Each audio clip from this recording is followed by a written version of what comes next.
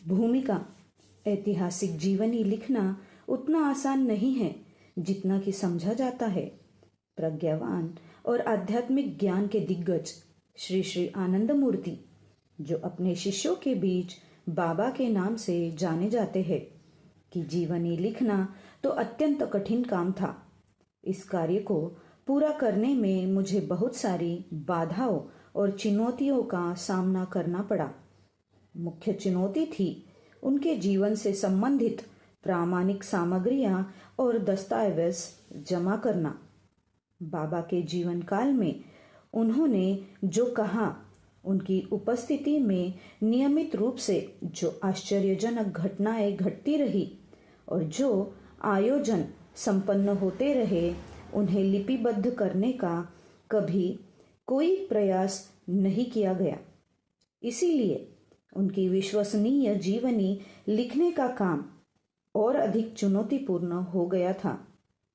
अपने असाधारण व्यक्तित्व को लेकर विचार विमर्श करने या चर्चा की मानसिकता को उन्होंने हमेशा हतोत्साहित किया। वे चाहते थे कि उनके शिष्य उनके व्यक्तित्व से ज्यादा उनकी शिक्षा और उनके आदर्श पर ध्यान दें।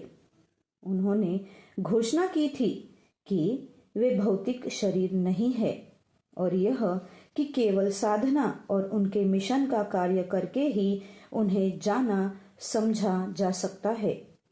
ऐसे प्रचलित नजरिए के कारण उनके जीवन काल में जो आश्चर्यजनक घटनाएं नियमित रूप से घटी रही, उन्हें विस्तार पूर्वक लिखकर संजोए रखने के बारे में किसी ने नहीं सोचा। इस सर्वाधिक उल्लेखनीय व्यक्ति के व्यक्तित्व से संबंधित बातों और घटनाओं को भावी पीढ़ी के वास्ते सुरक्षित रखने के लिए जो लोग उनसे मिले या कभी न कभी उनके सानिध्य में रहे, उन लोगों का मैंने साक्षात्कार लिया और उनकी वीडियो और ऑडियो रिकॉर्डिंग की। 21 अक्टूबर 1990 को बाबा इस धराधाम से विदा हो गए। उनके तुरंत बाद मैंने उनके जीवन से संबंध घटनाओं की जानकारी जमा करने का प्रारंभ किया। 20 वर्षों से अधिक समय तक मैं उनके निकट संबंधियों, मित्रों, सहपाठियों, पड़ोसियों, सहकर्मियों, शिष्यों और जो लोग प्रत्यक्ष या परोक्ष रूप से उनसे संबंध घटनाओं से जुड़े रहे, उन सभी के साक्षात्कार लेता रहा।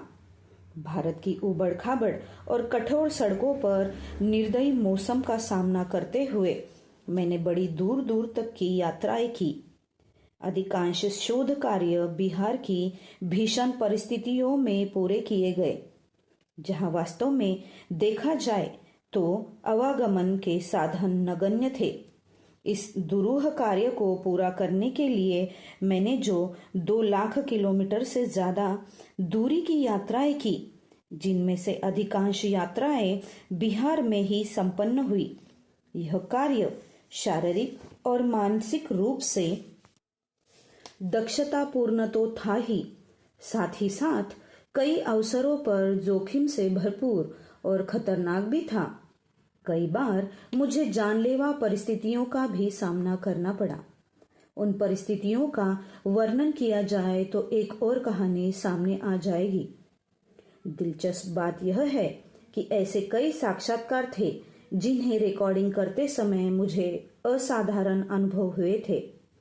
उदाहरण के लिए, आध्यात्म के बहुत ऊंचे सोपान पर पहुंचे हुए बाबा के प्रारंभिक दिनों के शिष्यों का साक्षात्कार लेना ऐसा ही अनुभव था। उनमें से कुछ लोग ऐसे भी थे जिन लोगों का साक्षात्कार पूरा नहीं हो सका, क्योंकि जब भी वे बाबा के बारे में सोचते या बातें करते तो समाधिस्थ हो जाते, कुछ भी कह नहीं पाते और इसलिए उनका साक्षात्कार पूरा करना असंभव हो गया। उन लोगों की अनुभूतियां यदि लिपिबद्ध कर ली गई होती तो वे अब तक प्राप्त आध्यात्मिक साहित्य की दुर्लभ और अत्यधिक मूल्यवान धरोहर बन जाती। कुल मिलकर मैंने 6000 से ज्यादा साक्षात्कार की वीडियो और ऑडियो रिकॉर्डिंग की। वे साक्षात्कार मैंने जानबूझकर खुले स्थानों पर अव्यवस्थित और अनौपचारिक रूप से तथा सामान्य ढंग से वार्तालाप करने के तरीकों से रिकॉर्डिंग किया, ताकि साक्षात्कार देने वाले लोग बाबा के साथ अपनी अनुभूतियों और अवलोकनों को सहजता और सादगी से बयान कर सके। मुझे इस बात का पूरा एहसास था कि साक्षात्कार देने वाले में अधिकांश लोग सीधे साधे ग्रामीण जन थे। इसीलिए यदि मैंने और अधिक औपचारिक रखरखाव से उनका साक्षात्कार कर लिया होता तो संभवतः वे लोग कुछ बोलने का साहस नहीं कर सकते थे। इस पुस्तक में वर्णित अधिकांश साक्षात्कार ऐसे ही लोगों के अनुभवों पर आधारित है। मेरे पास जो सामग्री उपलब्ध है उसके बहुत थोड़े अंश इस पुस्तक के 2 खंडों में प्रस्तुत किए गए हैं। इन पुस्तकों को लिखने में ही मुझे 6 वर्ष का लग गए। मुझे आशा है कि आने वाले वर्षों में और भी कई पुस्तकें लिखी जाएगी। अपने जीवन काल में बाबा व्यक्तिगत प्रचार प्रसार से दूर रहे। जो लोग आध्यात्मिक साधना और उनके द्वारा प्रतिपादित दर्शन से आकर्षित हुए, केवल वही लोग उनके नजदीक आ सके। इसका परिणाम यह हुआ कि जनसाधारण को उनके जीवन के बारे में बहुत कम मालूम हो सका और उनके व्यक्तित्व का अधिकांश हिस्सा रहस्य के आवरण में ढका रह गया। जनसाधारण उनके बारे में कुछ तो उनके लेखन से और कुछ लोगों की सुनी सुनाई बातों से ही जान सका।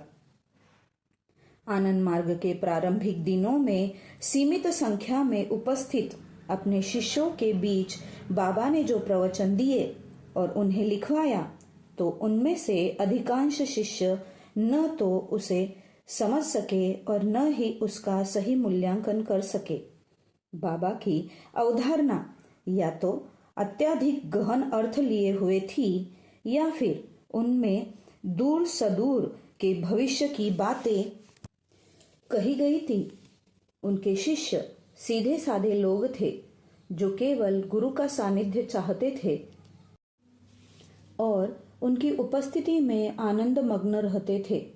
उसके बावजूद बाबा उन्हीं चुने हुए शिष्यों के बीच नियमित रूप से अपने विचार व्यक्त करते रहे और अधिकांश पुस्तकें उन्हीं लोगों द्वारा लिखे गए श्रुत लेखन के आधार पर प्रकाशित की गई। उनके विचार न केवल सृजनशील तथा फलदायक थे, वरन विविध आयामी भी थे। वे आध्यात्मिक आदर्श की बुनियाद पर समन्वित मानव समाज को नवीन दृष्टिकोण के अनुरूप ठोस स्वरूप प्रदान करने के लिए ज्ञान की अनिवार्य और प्रत्येक शाखाओं को स्पर्श करते थे। जीवन के संध्या काल में उन्होंने अपने कार्य की गति अत्यधिक बढ़ा दिया था। 24 घंटे में मात्र 2 घंटे विश्राम करते थे। उन्होंने भाषा शास्त्र और भाषा विज्ञान का विस्तृत विवरण दिया। समाज के सांस्कृतिक और भक्ति भाव से ओतप्रोत जीवन को समृद्ध करने के लिए उन्होंने नवीन शैली के आध्यात्मिक गीत दिए। साम्यवाद और पूंजीवाद के विकल्प के रूप में सामाजिक आर्थिक विकास की रूपरेखा प्रस्तुत की। जिस तेज गति से वे अपने दृष्टिकोण की व्याख्या करते गए और उन्हें लिखवाते गए, उसके कारण उनके समीपस्थ लोगों को उनके सिद्धांतों और विचारों के बारे में गहराई से सोचने का अवसर ही नहीं मिला। यह तो बहुत बात की बात है कि जब उनके अधिकांश विचार प्रकाशित हो गए, तभी लोगों ने उनके दृष्टिकोण के किसी एक हिस्से को भी नहीं, वरन सामाजिक आध्यात्मिक परिवर्तन के लिए दिए गए उनकी मौलिक कार्य योजना को समग्र रूप से सोचना समझना प्रारंभ किया। और तभी लोगों ने महसूस किया कि अपने कार्य और अपनी जीवन पद्धति का उदाहरण देकर वे जीवन पर्यंत नवीन समाज का ताना बाना बुनते हुए उसकी रूपरेखा तैयार करते रहे। बाबा ने भविष्य के जिस समाज की कल्पना की है वह बहुआयामी है। उस समाज में व्यक्तिगत स्तर पर जहां लोगों में आदर्श मनुष्य बनने की प्रबल इच्छा होगी, जहां लोग नैतिकता की गंभीर भावना से प्रचलित होंगे, निर्भीक रहेंगे और एक दूसरे से सहानुभूति रखते हुए स्वयं को परम चैतन्य सत्ता तक पहुंचने के लायक बनाएंगे। उन्होंने कल्पना की थी कि सामाजिक धरातल पर लोग एक दूसरे के प्रति सहयोग की भावना रखते हुए सभी से प्रेम करेंगे। व्यापक दृष्टिकोण अपनाते हुए जाति विहीन और वर्ग विहीन समाज की स्थापना होगी और जगत की समस्त जड़ चेतन वस्तुओं से प्रेम की बुनियाद पर एक सार्वभौमिक परिवार निर्मित होगा। अपने दृष्टिकोण के समर्थन में उन्होंने स्थानीय, प्रादेशिक और विश्व स्तरीय नई प्रशासनिक व्यवस्था का सुझाव दिए। वातावरण की शुद्धता के लिए उन्होंने प्रमा जैसे संतुलित और सामंजस्यपूर्ण सिद्धांत प्रतिपादित किए, जिसके अनुसार समस्त जीव जगत का सम्मान किया जाए और उनके प्रकृति प्रदत्त निवास स्थान को सुरक्षित रखने की व्यवस्था रहे। इसके अतिरिक्त उन्होंने माइक्रोवाइटा, नव्य मानवतावाद, समाज चक्र की व्याख्या जैसे और भी कई पथ प्रदर्शक और अभिनव सिद्धांत प्रतिपादित किए। इतिहास, मनोविज्ञान, पराविज्ञान, ब्रह्मांडीय विज्ञान, सामाजिक अर्थनीति शास्त्र, कृषि, भाषा शास्त्र, भाषा विज्ञान, चिकित्सा विज्ञान, संगीत, साहित्य और विज्ञान जैसे क्षेत्रों में उन्होंने जो योगदान दिया है वह उनके व्यक्तित्व को और अधिक अलौकिक निरूपित करते हैं। अपने मौलिक सिद्धांतों का प्रचार करने और उन्हें समझाने के लिए श्री श्री आनंद मूर्ति ने जो अनोखा तरीका अपनाया वह उन्हें उनके समकक्ष अन्य महान विभूतियों से सर्वथा अलग पहचान दिलाते हैं। पहले उन्होंने सिद्धांत बतलाया, उसकी रूपरेखा तैयार की और फिर उसकी व्याख्या करते हुए उस सिद्धांत की व्यावहारिक समझ पैदा करने के लिए वे समय समय पर एक के बाद एक करके लगातार प्रात्यक्षिकरण देते रहे। मेरी जानकारी में अतीत और आधुनिक युग के किसी भी आध्यात्मिक गुरु ने अपने सिद्धांत को प्रेषित करने के लिए ऐसा अनोखा तरीका नहीं अपनाया। इस दृष्टिकोण से देखा जाए तो श्री श्री आनंद मूर्ति हर लिहाज से अतुलनीय और अद्वितीय है। बाबा के शिक्षाप्रद विचारों और सिद्धांतों पर आधारित अब तक 200 से अधिक पुस्तकें विभिन्न भाषाओं में प्रकाशित हो चुकी है। मिस्ट्रिज्म और अध्यात्म के क्षेत्र में उनका योगदान उनके अद्वितीय सिद्धांतों पर प्रकाशित पुस्तकों से भी ज्यादा महत्वपूर्ण है। आध्यात्म के परिप्रेक्ष्य में देखा जाए तो वे सबसे अलग और अपने तरह के अनोखे व्यक्ति नजर आते हैं। उन्होंने अतीत के आध्यात्मिक चिंतनकारों और दार्शनिकों की गलत धारणाओं में न केवल सुधार किया वरन अध्यात्म के क्षेत्र में एक नई अवधारणा प्रस्तुत की। मानव मन के समस्त पहलुओं को लेकर विस्तृत व्याख्या, ब्रह्मांडीय विज्ञान और माइक्रोवाइटा से संबंधित परम चैतन्य सत्ता के वास्तविक विश्लेषण को लेकर उनकी गहन समझ जीवन की उत्पत्ति से जुड़े हुए सर्वाधिक बुनियादी और अनुत्तरित प्रश्नों का समाधान प्रस्तुत करती है। वर्तमान युग में मानव जाति की आवश्यकताओं को ध्यान में रखकर उन्होंने आधुनिक परिवेश के अनुरूप आध्यात्मिक साधना की नवीन पद्धति विकसित किया। दिलचस्प बात यह है कि पिछले कुछ वर्षों से उनके कर्मशील जीवन और विचारों को विदेशों और विशेषकर भारत के प्रमुख विश्वविद्यालय और शिक्षण संस्थानों ने अत्यधिक महत्व देना प्रारंभ किया है।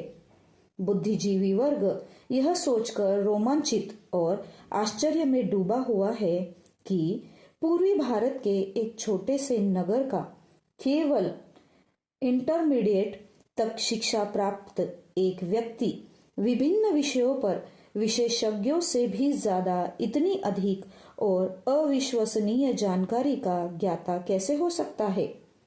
मुझे उम्मीद है कि इस पुस्तक से पाठकों को कुछ ऐसे संकेत मिल जाएंगे जो इन प्रश्नों का हल तलाश करने में सहायक सिद्ध होंगे।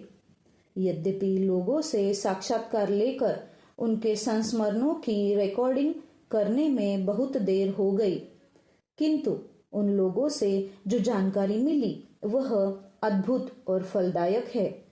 कई दशकों पहले जो घटनाएं घटी, विशेषकर इतिहास और विभिन्न जाति प्रजातियों की उत्पत्ति जैसे शुष्क विषय में संबंधित घटनाओं के तारतम्य को एक दूसरे से जोड़ना उतना अधिक आसान नहीं था।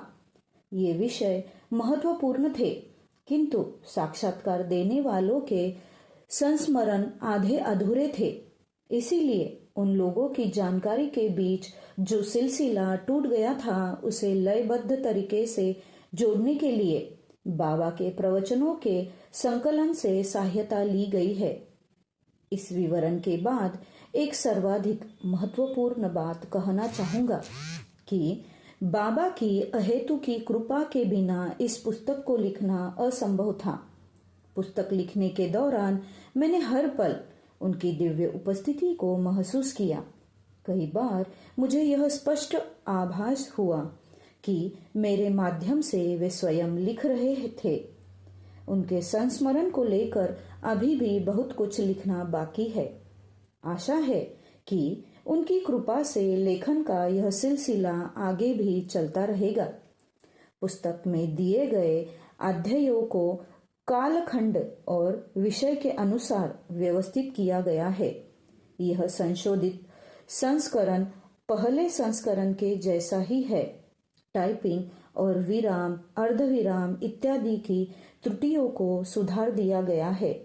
स्पष्टता और शुद्धता को ध्यान में रखकर कुछ एक वाक्यों में भी फेरबदल किए गए हैं। ऐसे बहुत से लोग हैं जिनके सहयोग के बिना इस पुस्तक को लिखना और उसे प्रकाशित करना संभव नहीं था। उन सभी लोगों का उल्लेख करना यहाँ संभव नहीं है। फिर भी मैं तारक कोलकाता, वीरेंद्र मलेशिया और मालती ब्रिटेन का विशेष रूप से उल्लेख करना चाहूंगा। तारक ने मुझे बाबा के प्रवचनों से उद्धरण तलाश करने और पुस्तक के प्रारंभिक संपादन में सहायता की। वीरेंद्र और मालती ने संपादन के हर स्तर पर अनिवार्य रूप से मेरा साथ दिया। काम के प्रति उनकी निष्ठा और प्रतिबद्धता अद्वितीय थे। श्री श्री आनंद मूर्ति के प्रवचनों से जो उद्धरण सम्मिलित किए गए हैं उन्हें आनंद मार्ग प्रकाशन विभाग कोलकाता के द्वारा प्रकाशित इलेक्ट्रॉनिक संस्करण से उनकी अनुमति लेकर सम्मिलित किया गया है। मैं उनका आभारी हूँ। इस पुस्तक का बहुप्रतीक्षित हिंदी अनुवाद प्रस्तुत करते हुए मुझे अपार हर्ष हो रहा है।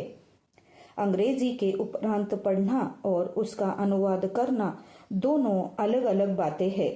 उपन्यास पढ़ते समय यदि किसी शब्द का अर्थ समझ में न आए तो भी कोई विशेष फर्क नहीं पड़ता, लेकिन अनुवाद करते समय शब्दों के अर्थ, विषय के महत्व और लेखक के मनोभाव को समझना अनिवार्य होता है। आचार्य अनिमेषानंद अवधूत ने इन सभी बातों को ध्यान में रखते हुए उनके अथक प्रयास से इस पुस्तक का सरल और सरस भाषा में हिंदी अनुवाद किया है। अनुवाद के मामले में आचार्य डॉक्टर प्रभा वर्मा सूद ने भी सहयोग दिया है। संपादन आचार्य कल्याणेश्वरानंद अवधूत और अनिमेशानंद के सहयोग से संपन्न हुआ है। पुस्तक को सही आकार देने एवं प्रिंटिंग हेतु तैयार करने की महत्वपूर्ण भूमिका संजय देव ने निभाई है। मैं इन सभी का हृदय से आभारी हूँ। अंग्रेजी और अन्य 6 भाषाओं में इस पुस्तक के 11 संस्करण निकल चुके हैं। सभी भाषाभाषी लोगों ने इसका पुरजोर स्वागत किया है। आशा है कि हिंदी संस्करण का भी भरपूर स्वागत किया जाएगा। प्रणवात्मकानंद।